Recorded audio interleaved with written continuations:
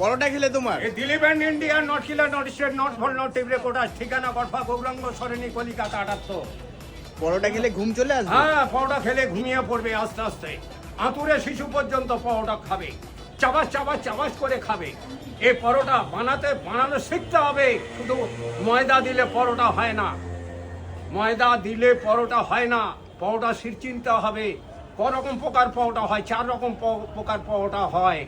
আমি এক এক করে কোয়ালিটি করে আমি দেখিয়ে দিতে পারি।